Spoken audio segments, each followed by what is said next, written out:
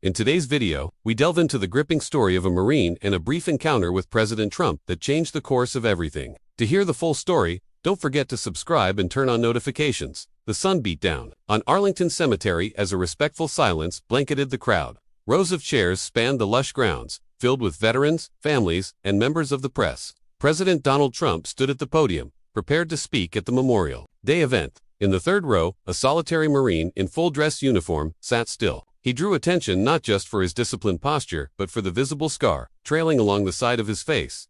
That Marine was Sergeant Mason Riker, highly decorated war hero, who hadn't uttered a word publicly since he returned from his final tour of duty 2 years ago. When Trump stepped away from the podium, he began moving through the crowd, greeting people in uniform, offering handshakes and thanks. When he reached Mason, the Marine stood, their eyes locked. Without saying a word, Mason reached into his pocket and pulled out a small velvet box. He opened it slowly to reveal a tarnished Silver Star medal. Behind it, a folded note bore a single name, Corporal Eli Morrison. Trump halted. The cameras went still. The silence became weighty. Double quotes, "Son, what is this?" Trump asked.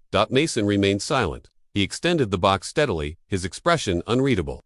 A nearby Secret Service agent moved in, but Trump waved him off. He took the box with a puzzled look. The Marine gave a brief nod and sat down, arms crossed, lips sealed. Trump turned to his aide. "Find out who Corporal Morrison is." From that point on, the event was no longer about speeches. It became about a name, a silent Marine, and a mystery deeper than politics. Back inside the presidential motorcade, Trump stared at the box, the name inside haunting him. He opened the Silver Star again, observing the worn edges. It had clearly been through something significant. Turning to his aide, "Rachel," he said, "I want everything on Corporal Morrison."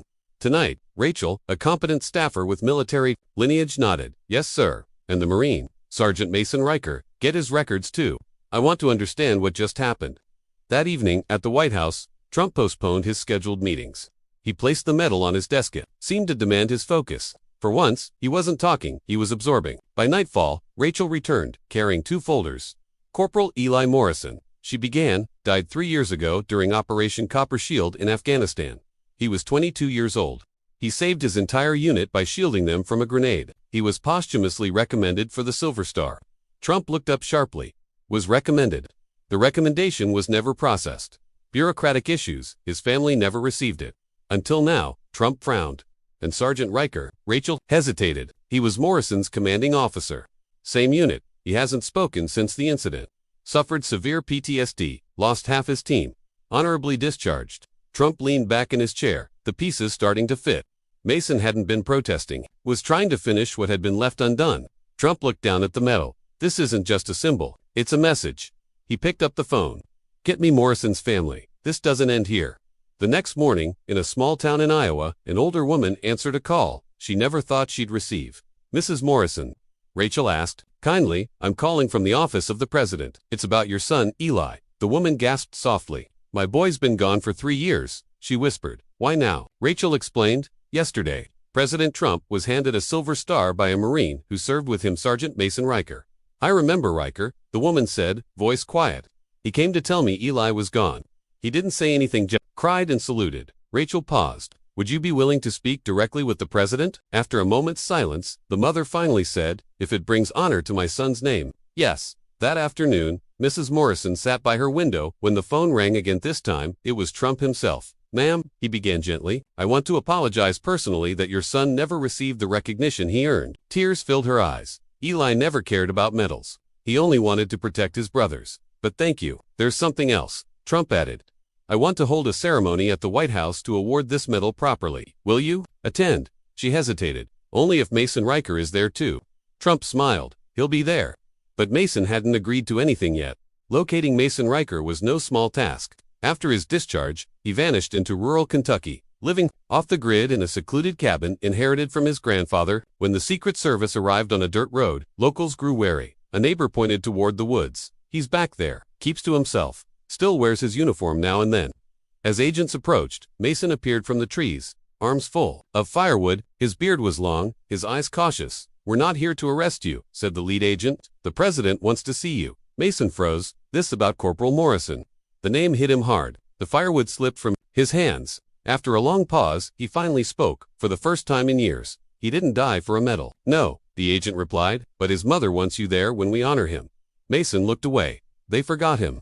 No one listened then. They're listening now. That night, Mason sat alone on his porch, slowly turning the velvet box in his hands. He thought about Eli Brave Young, always smiling. He whispered into the night, "I told you I'd fix this, brother." And for the first time in 3 years, he packed a bag and set an alarm. He was going to Washington. A black SUV arrived at the south entrance of the White House. Mason stepped out in full dress blues. Despite a neat haircut and clean uniform, the pain in his eyes remained. Rachel greeted him. "Sergeant Riker, thank you for coming." He nodded silently. She led him through the quiet halls. Inside a private room, Trump stood waiting. "You don't have to say anything," Trump said. "Just listen." Mason saluted. Trump returned it and walked to a table, where the Silver Star sat, polished and gleaming. "I didn't know him, Sergeant," Trump said, "but I read everything. This medal wasn't lost, it was waiting for the right moment." Mason finally spoke. "It wasn't mine, it was his." Trump met his eyes. "Tomorrow, you'll stand beside his mother. You'll give her this medal, and the world will know his name." Mason's voice was low. "That's all I ever wanted." Trump nodded. "We'll make sure he's never forgotten." As Mason walked out, a shift happened. His burden remained, but it no longer felt like his alone. The next morning, the sky was gray. The White House lawn was perfectly arranged, flags waving. Media, keeping a respectful distance, Mason stood silently beside Mrs. Morrison. She held his hand. No words were spoken. President Trump stepped up. "Today," he began, "we gather not as political parties, but as Americans to correct something that was never meant to be forgotten." He raised the box. "This Silver Star belongs to a hero who didn't ask for recognition. Corporal Eli Morrison gave his life to save his unit." He paused. His story remained silent until a fellow Marine brought it forward. Trump stepped away from the podium and handed the box to Mason. "Sergeant Riker, will you do the honors?" Mason, hands trembling, turned to Mrs. Morrison. He opened the box. The metal glistened in the morning light. He placed it gently into her hand and whispered, "He always said he'd make you proud." She began to cry. Mason stood tall, tears streaming down. The crowd rose in applause, not for politics, but for sacrifice. Trump didn't speak again. He nodded and let the moment belong to them. By nightfall, the video of Mason handing the medal to Mrs. Morrison went viral. No dramatic music, no fanfare, just raw truth. A news anchor called it the most powerful moment of the year. Veterans reposted it saying, "That's our story too." Mason became a symbol not of war, but of what comes after. Letters flooded his Kentucky mailbox, stories from families who had never been heard. One letter read, "I lost my son 10 years ago. No one ever said his name on TV. Thank you."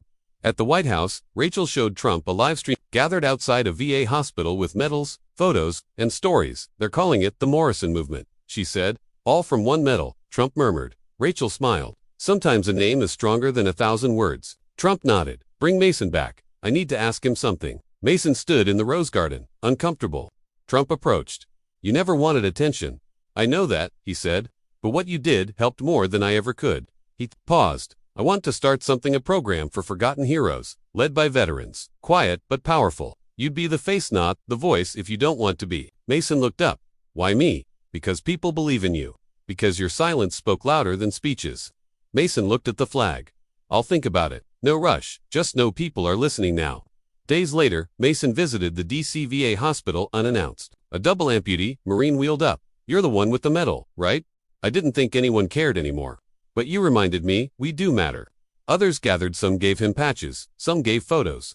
Mason didn't speak much, but he listened. "That was enough," a doctor whispered. "You've done more in a week than we've done in years." Mason nodded.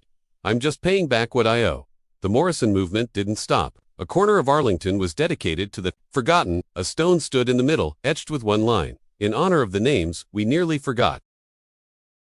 Mason stood beside Mrs. Morrison, who wore Eli's medal around her neck. Later, at a school, ROTC students listened to Mason for the first time. "Is being a soldier worth it?"